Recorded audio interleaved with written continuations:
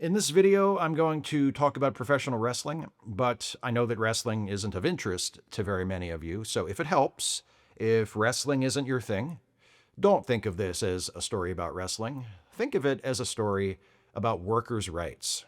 On May 2nd, 2026, Sean Ross Sapp of Fightful and Corey Hayes, then of Body Slam, reported that WWE wrestlers Kofi Kingston and Xavier Woods were leaving the company. Kingston and Woods were mainstays in the company, spending most of the last 12 years together as a tag team known as the New Day. They and WWE had apparently come to a mutual agreement about their departures. Then, a few days after the original story broke, came the details about why. WWE, at the behest of its parent company, TKO, had asked several wrestlers on the roster, including the New Day, to restructure their current contracts and accept significant pay cuts. Rather than agree to the proposed cuts, Kingston and Woods walked away. At the surface level, to a lifelong wrestling fan like me, the story of Kingston and Woods leaving the company instead of accepting a pay cut has a familiar ring. In 1997, Vince McMahon, then the owner of the company that is now called WWE, told one of his top stars, Bret Hart, that he could no longer afford to pay the lucrative 20-year contract they had agreed to less than a year before. So Bret Hart left the company, under controversial circumstances that I won't get into here, and joined rival company WCW. But once you look beneath the surface, the New Day situation and the Bret Hart situation aren't very much alike at all. When McMahon told Bret Hart that he couldn't afford to continue paying his contract, that was a plausible argument. This was during a period when the company's future was uncertain. It was losing head-to-head TV ratings to WCW on a weekly basis. Ticket sales and pay-per-view buys, the main sources of revenue at the time, were down. Once the dominant face of the pro wrestling industry in North America, it was now entirely possible that McMahon's company could go out of business. That bad fortune would turn around very soon, of course. New stars like Stone Cold Steve Austin and The Rock would emerge. TV ratings, ticket sales, and pay-per-view buys would surge, and within a few years, WWE was a publicly traded company, and its main rival, WCW, was out of business, its intellectual property purchased by WWE. But at the time, in 1997, when Vince McMahon told Bret Hart he couldn't afford the contract, he was probably telling the truth, or was at least as close to telling the truth as Vince McMahon was capable of.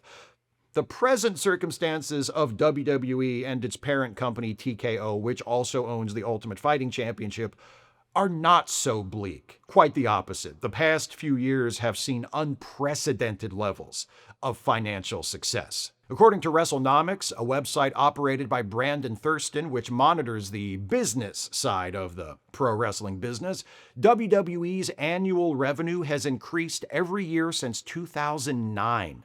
And these past few years, since the company came under the ownership of parent company TKO, its annual revenue has been skyrocketing. In 2025, it was estimated at more than $1.7 billion.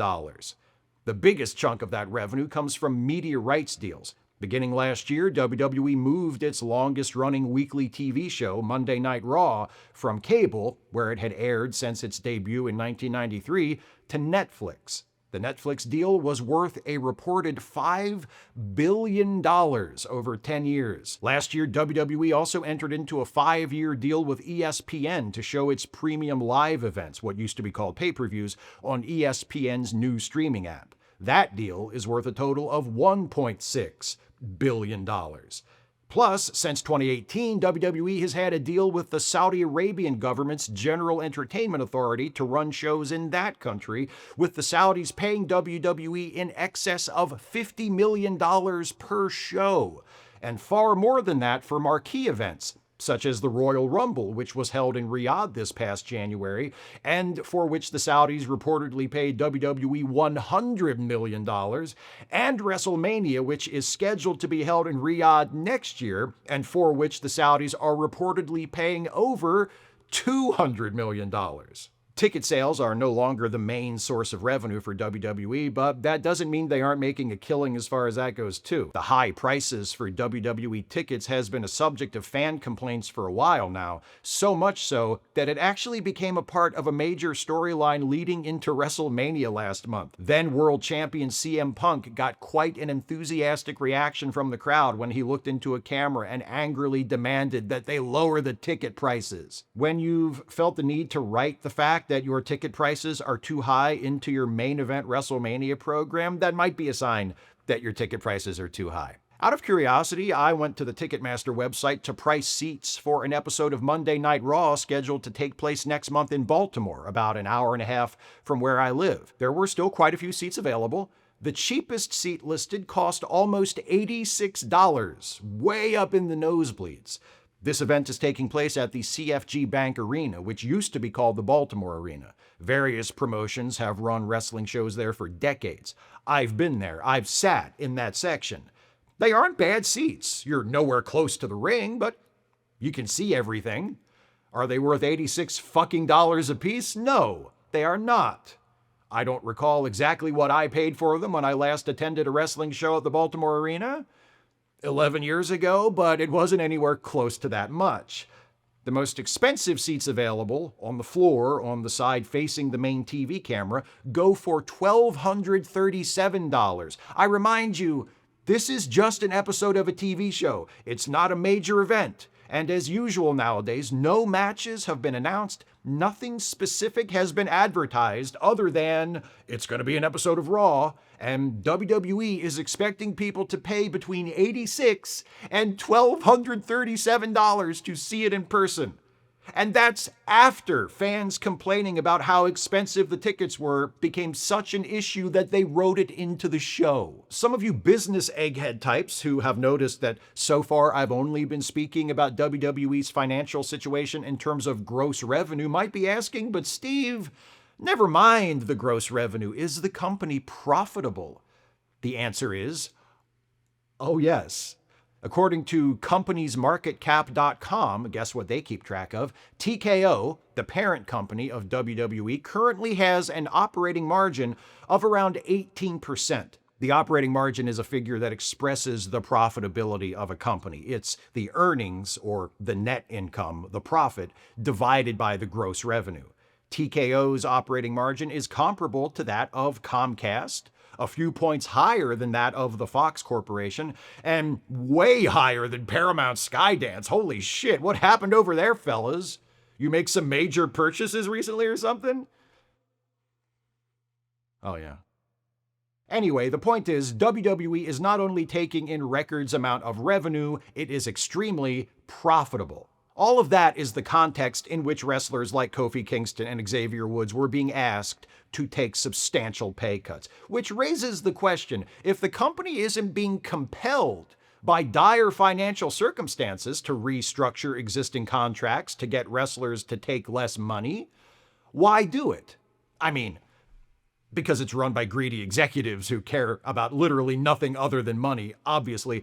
But they're not going to just say that out loud in public. So what is WWE's justification for asking wrestlers to take pay cuts despite raking in record earnings?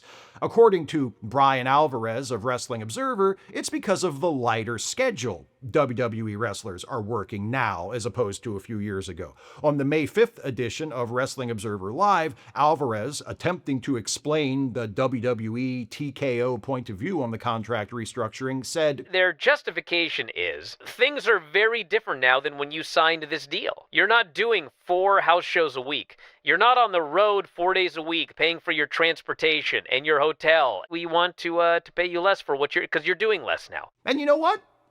Fair. It's true that WWE runs far fewer events currently than it has at pretty much any previous point in its history. As Alvarez says in that quote, they no longer do regular house shows, which is what non-televised live events are called in the wrestling business. During the holidays and international tours, they might still do a limited number of house shows, but for the most part, the only events WWE puts on these days are televised ones. So instead of working 4 or 5 or even 6 days a week, which was common in the past, most WWE wrestlers only have to work 1 or 2 days a week. If the company wants to cut payroll and reduce compensation for wrestlers because they're required to work less, that's reasonable. It's even more reasonable when you include the fact that, according to a report last year by Fightful, the minimum pay for a wrestler on WWE's main roster is $350,000 a year. $350,000 a year to work 2 days a week? Sounds like a pretty sweet gig, right? Sure, wrestlers are hired as independent contractors rather than full-time employees and therefore aren't entitled to health or retirement benefits, but for $350 a year, you can afford to buy your own health insurance and set up your own retirement fund, right? What's the problem? Well, the problem is this. Actually, I'll put it to you in the form of a question. The question is this. If WWE is asking some members of its wrestling roster to take substantial pay cuts in the middle of their contracts in order to reduce payroll, and it's a profitable company bringing in $1.7 billion a year in revenue, where's all that money going? The answer is not to the wrestlers. According to this article published this past April on the website Post Wrestling, written by the aforementioned Brandon Thurston of WrestleNomics and Jason Ownpursuit, WWE spends around 15% of its total revenue on pay for its wrestlers. That figure comes from internal documents made public as part of a lawsuit, which state that in 2022, wrestler compensation equaled approximately 15% of the company's total revenue, and also state that 15% of total revenue was the projected rate of wrestler compensation through the year 2028. Compared to other professional sports leagues, that figure is low. Based on collective bargaining agreements between the leagues and the players' associations, NFL players receive 48% of total revenue, NHL players and NBA players receive 50%, and Major League Baseball players receive 54%. I've seen conflicting reports on that last one, but it seems like the revenue split for Major League Baseball players is somewhere between 48 and 55%. WWE wrestlers get 15%. That situation is not unique. Fighters in the UFC, which is also owned by WWE's parent company, TKO, receive 16% of total revenue, not much better than the WWE wrestlers. Tennis players receive 14%, and lowest of all, WNBA players receive just over 9%. Oh, on that note, since I haven't addressed this subject in a video for a few years, if anyone watching this is still trying to argue the gender pay gap isn't real, go fuck yourself. I digress. True, professional wrestling is not a sport as such. Outcomes of matches are predetermined. Wrestlers are cooperating with each other to create the dramatization of a fight. They are not actually fighting, but professional wrestlers are athletes. And in WWE, the equivalent of the major leagues of pro wrestling, they are required to perform at the highest level. I should also mention that WWE's main competitor, All Elite Wrestling, or AEW, reportedly pays its wrestlers a much higher percentage of total revenue. According to Dave Meltzer of the Wrestling Observer, AEW spends 55% of its revenue on wrestler pay, but that figure might not be reliable. AEW wrestler Bryan Danielson has stated in interviews that AEW spends between 40 and 50% of its revenue on wrestler pay. If either of those figures is even remotely true, it means that, if nothing else, AEW allocates a far greater share of its revenue to pay its wrestlers, a share much closer to the standards set by most major sports leagues. If the money's not going to the wrestlers, where's it going then? What do you think? Any guesses? According to the inescapable and indispensable Brandon Thurston of WrestleNomics, the answer is executive pay. Holy shit, who saw that one coming? Did any of you guess that? Be honest, Thurston's reporting, based on publicly available SEC filings, shows that top executives at WWE and parent company TKO all saw significant increases in their compensation from the year 2024 to 2025. TKO CEO Ari Emanuel got a 272% raise. TKO President Mark Shapiro got a 33% raise. That's all. TKO Chief Financial Officer Andrew Schleimer got a 198% raise. And WWE President Nick Khan got a 304% raise. While asking wrestlers to restructure their contracts to reduce their pay, the executives were having their pay doubled and tripled. And here is where this becomes a story about workers' rights. Because whatever your opinion is about how much pro wrestlers or any other athletes are paid for what they do, the irrefutable fact of the matter is this: without those athletes, the product does not exist. Sure, $350,000 a year is a lot of money, especially for a minimum wage. Sure, some wrestlers make far, far more than that. The top stars in WWE make multiple millions of dollars a year. Take another look at those TKO and WWE executive salaries. Ari Emanuel, $67 million for 2025. Mark Shapiro, $43 million. Nick Khan, $24 million. Andrew Schleimer, $23 million. No WWE wrestler, not even any of the top main event stars, makes that much. And the point is this: how many fans ever bought a ticket to a wrestling show to see the president of the company?